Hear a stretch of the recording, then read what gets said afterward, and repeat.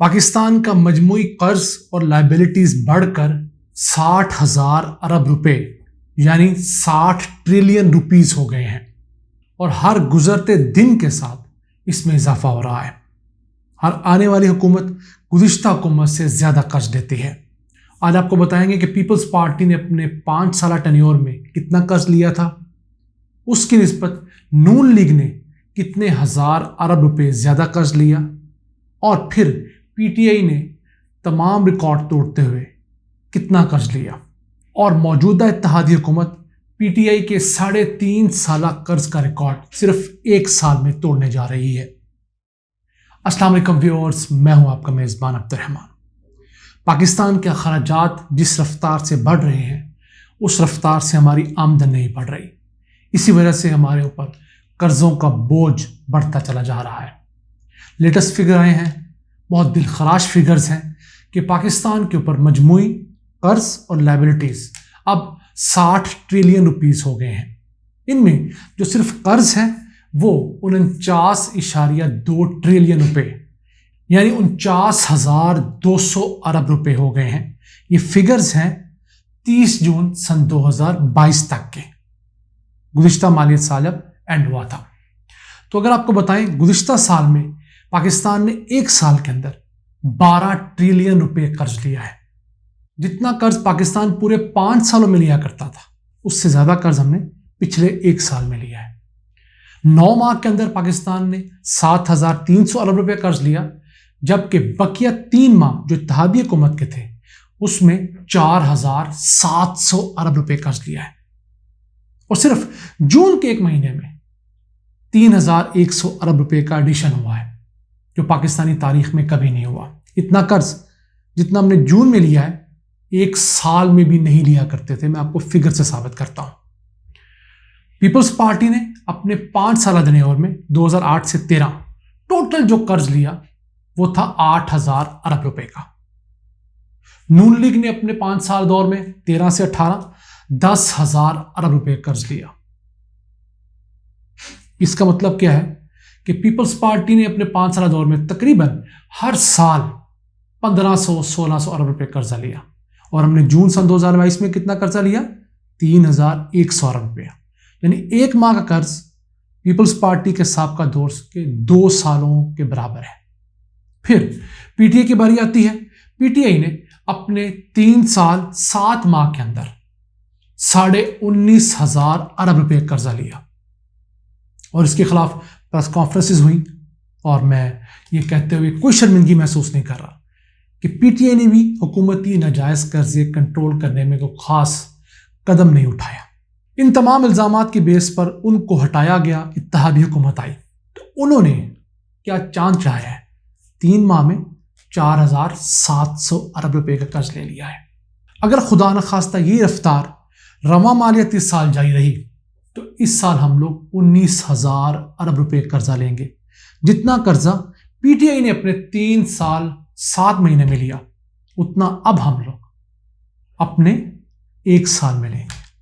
اب اس بڑھتے ہوئے قرض کی چند وجوہات آپ سے ڈسکس کر لیتے ہیں۔ سب سے بڑی وجہ، جتنا ٹیکس ہم اکٹھا کر سکتے ہیں مفادات کی خاطر نہیں کرتے۔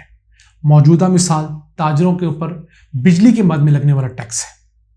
جہالت یہ کی گئی کہ ہر تاجر کے اوپر ٹیکس لگا دیا گیا، خواہ وہ بیچارہ 50 یونٹ بجلی کا استعمال کرتا ہے، تو شور ایسا پڑا کہ ان کو بڑے تاجروں کو بھی معاف کرنا پڑا۔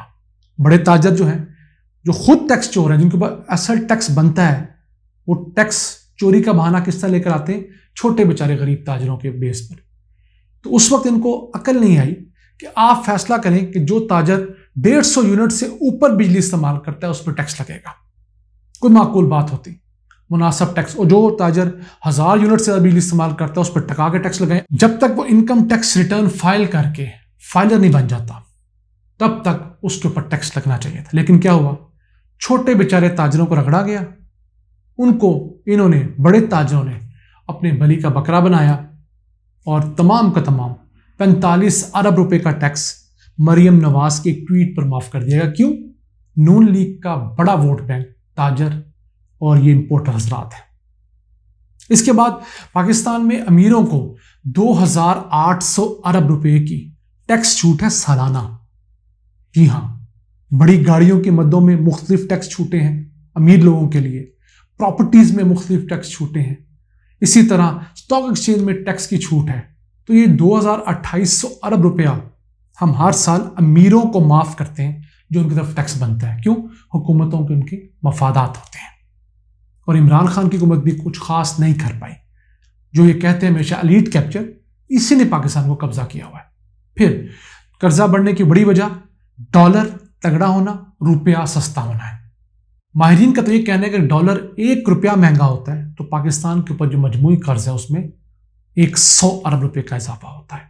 सिर्फ गुज़िश्ता एक मालियाती साल में डॉलर 30% तगड़ा हुआ है, 30 जून तक।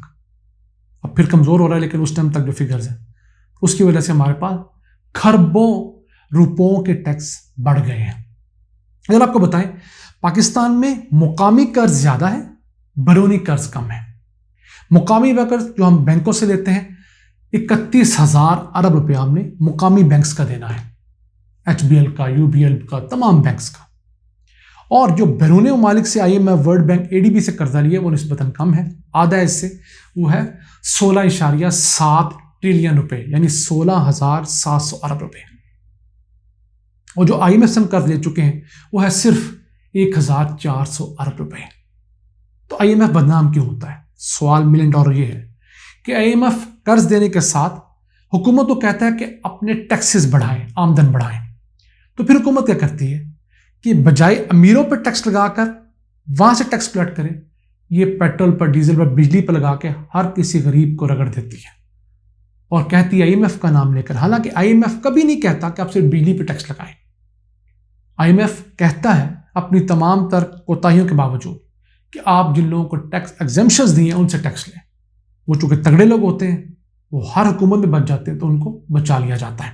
अभी हुकूमत रियल एस्टेट के जो बड़े बड़े ताजर हैं, जो बड़े बड़े डीलर्स हैं, उनको 15 अरब रुपए की मजीद टैक्स छूट देने जा रही है। और उसके बदले जो लोग ऑलरेडी टैक्स दे रहे हैं उन पर शायद 40 से 45 अरब रुपए का एक और टैक्स मिनी बजट की सूरत में आने जा रहा है। और फिर इसके खिलाफ मरियम नवाज एक फुसफुसी से ट्वीट करके अपने जो मुतक़िदीन हैं, अपने वोटर्स को बेवकूफ़ बनाएंगी और एक जस्टिफिकेशन मुहैया करेंगी। सिर्फ इस साल फिस्कल ईयर सन 2023 जो है उसमें पाकिस्तान ने 35 अरब डॉलर्स का बैरूनी कर्जा लेना है।